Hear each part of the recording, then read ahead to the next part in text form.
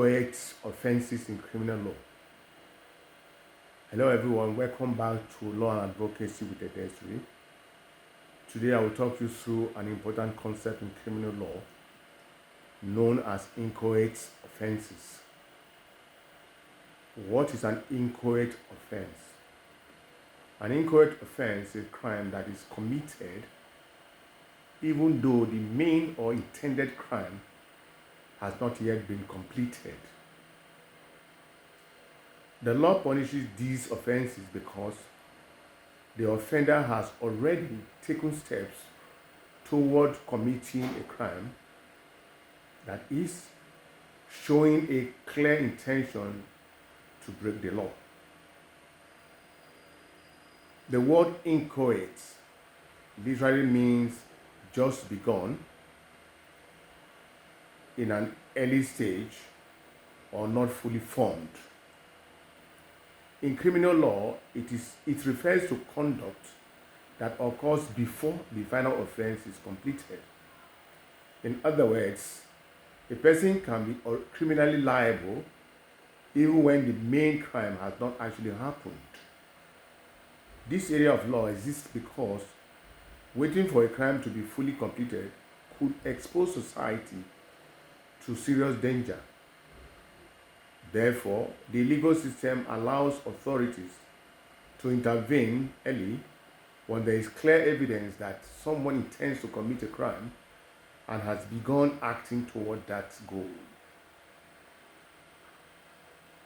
Today, I will cover the meaning of inchoate offenses, the main types of inchoate offenses, the legal elements required to prove them,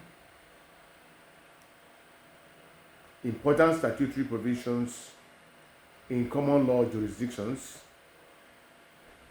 practical examples, and the rationale behind criminalizing incomplete crimes. Now, what is an inchoate offense?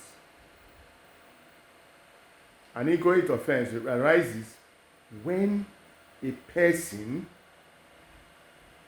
intends to commit a crime and performs acts directed towards committing that crime, but the crime is not completed yet. However, the law intervenes at this early stage because the offender has already demonstrated dangerous criminal intent. It is worthy to note that mere thoughts about committing a crime are not punishable. Criminal law does not punish people simply for thinking about wrongdoing. But once a person takes concrete steps toward committing the offense, the law may treat that conduct as a crime. Simple example. Consider the following situation. A person plans to rob an eatery. They purchase a weapon, disguise themselves, and travels to the eatery. Before they enter the building, the police arrest them. In this situation, the robbery did not occur. No money was stolen. However, the person clearly intended to commit robbery and had taken steps toward carrying it out. Therefore, the person may be guilty of attempted robbery, which is an inchoate offense. Importance of inchoate offenses. Inchoate offenses play an essential role in criminal justice systems around the world. Legal systems punish these offenses because they help prevent harm before it happens, and they punish dangerous intentions protect society from planned crimes, and discourage criminal preparation. If the law only punished completed crimes, authorities would often be forced to wait until serious harm had already occurred. For example, authorities would have to wait until a murder is committed, a terrorist attack occurs, a robbery is successfully carried out, and this would be unacceptable for public safety. Therefore, inchoate offences allow law enforcement to intervene earlier before the crime is committed. Main types of inchoate offences. In most common law jurisdictions, including the United Kingdom, the United States, Canada, Australia, and India, there are three principal inchoate offenses. These are attempt, conspiracy, encouraging or assisting crime. Let us examine each one in detail. Attempt. An attempt occurs when the person tries to commit a crime but fails or is stopped before completing it. Attempt focuses on situations where an offender has already begun carrying out the crime but does not succeed.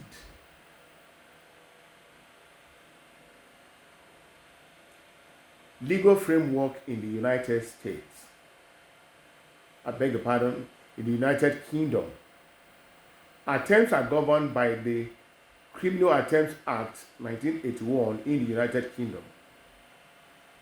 This act states that a person commits an offense if they do an act which is more than merely preparatory to the commission of the offense with the intention of committing that offense.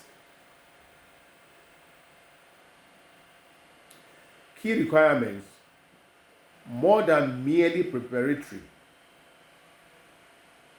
One of the most important questions in attempt cases is, when does preparation become an attempt? The law distinguishes between mere preparation and acts that are more than merely preparatory. Preparation alone is not enough for criminal liability. Examples of mere preparation might include buying gloves,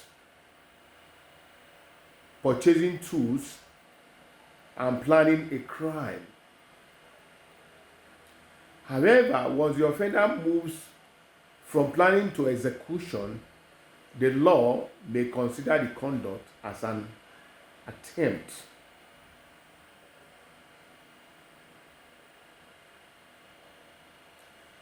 Examples of attempts. 1. Attempted murder. 2. Attempted robbery.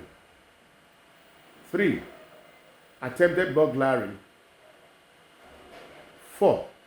Attempted fraud. 5. Attempted poisoning. If a person tries to poison someone by placing poison in a drink, but the victim does not drink it, even though no harm occurs, the person may be guilty of attempted murder. Now, conspiracy. What is conspiracy? The second major inchoate offense is what is called conspiracy.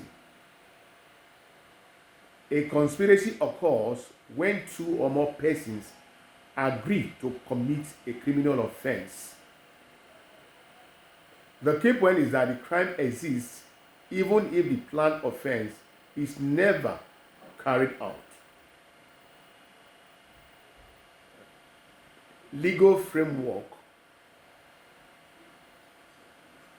In the United Kingdom, conspiracy is governed by the Criminal Law Act 1977. Under this law, a person commits conspiracy if they agree with another person and the agreement is to commit a criminal offense. The offense is complete once the agreement is formed. Why conspiracy is punished? Why is conspiracy punished?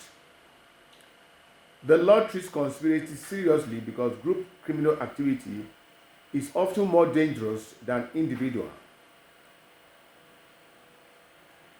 When a people work together to commit crimes, they may pool resources, share expertise, increase the chances of success, pose a greater risk to society. For this reason, the law criminalizes the agreement itself. Example of conspiracy. Imagine two individuals who agree to commit fraud. They plan how they will deceive victims and share the profits. Even if they never carry out the fraud, the agreement alone may amount to conspiracy to commit fraud. Now, what is encouraging or assisting crime? The third major category of inchoate offense involves encouraging or assisting criminal activity. This occurs when a person encourages someone else to commit a crime or assist another person in committing a crime. It may provide advice, tools, or information that could help commit the crime. Legal framework. In the United Kingdom, these offenses are governed by the Serious Crime Act 2007. Under this law, a person may commit an offense if they intentionally encourage or assist a crime or believe their actions will encourage or assist a crime.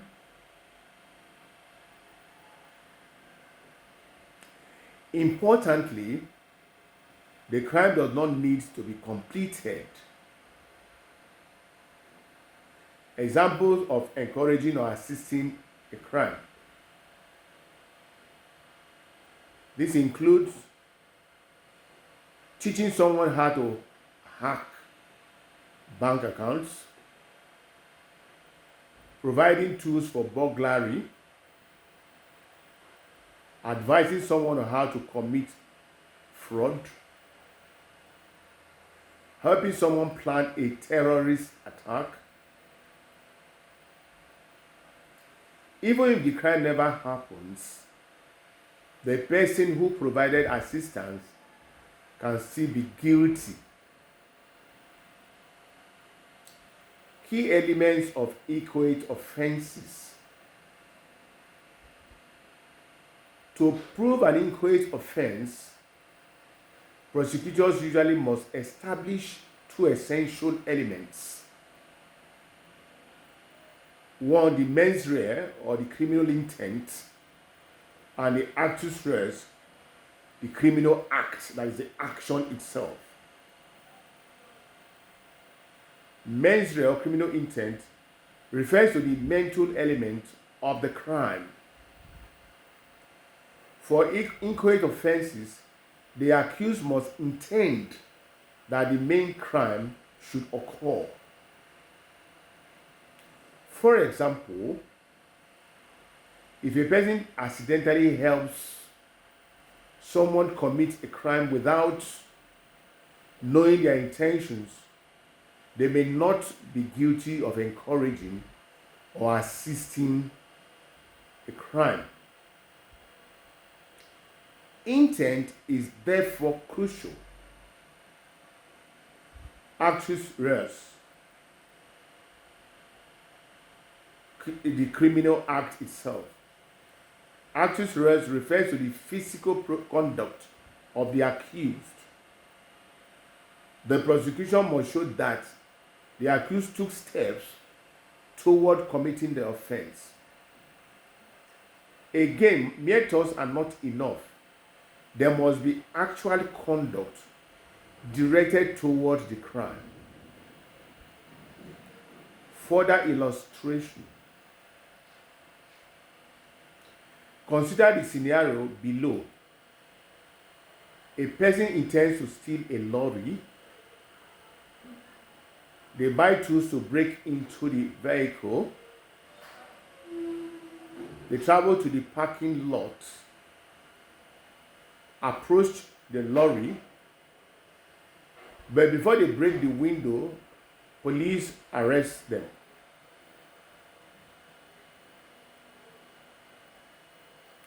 Even though the lorry was not stolen, the person may be guilty of attempted theft. Distinction between preparation and attempt. In distinguishing between preparation and attempt, courts often analyze how close the offender came to committing the offense.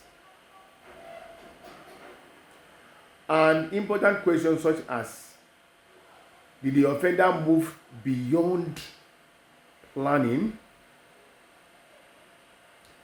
Did they begin executing the crime? How close were they to completing the offense? The answers to these questions help determine whether criminal liability arises. Policy reasons for criminalizing inchoate offenses. There are several policy reasons why the law punishes inchoate offenses. 1. For prevention of harm. The most important reason is preventing harm before it occurs. Stopping crimes early can save lives and protect property. 2. Dangerous intentions. A person who takes steps toward committing a crime has already demonstrated dangerous intentions. The law treats this behavior seriously. 3. Public safety. Inchoate offenses allow law enforcement to intervene early, especially in cases involving terrorism, organized crime, drug trafficking, and cybercrime. Deterrence. Punishing inchoate offenses discourages individuals from planning or preparing crimes. Criticism of inchoate offenses. Despite their importance, inchoate offenses have been criticized. Some critics argue that they may punish people too early before actual harm occurs.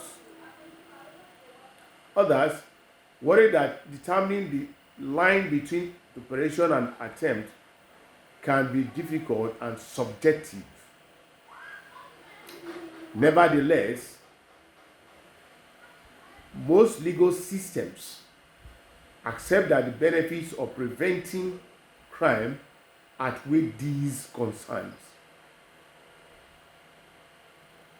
In conclusion, inchoate offenses are a crucial part of modern criminal law. They allow authorities to intervene before crimes are completed, thereby protecting society from serious harm. We have learned that an inchoate offense occurs when a person intends to commit a crime and takes steps toward committing that crime. But the crime is not completed. And the three principal types of inchoate offenses are attempt, conspiracy, and encouraging or assisting crime. Together, these offenses ensure that individuals who plan, prepare, or assist criminal conduct can still be held accountable under the law.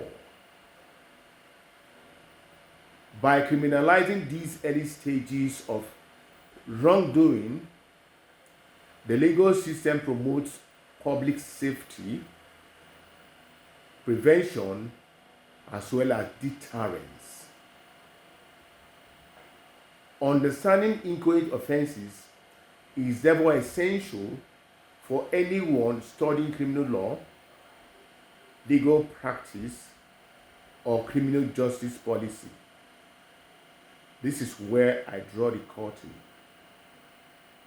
Thank you.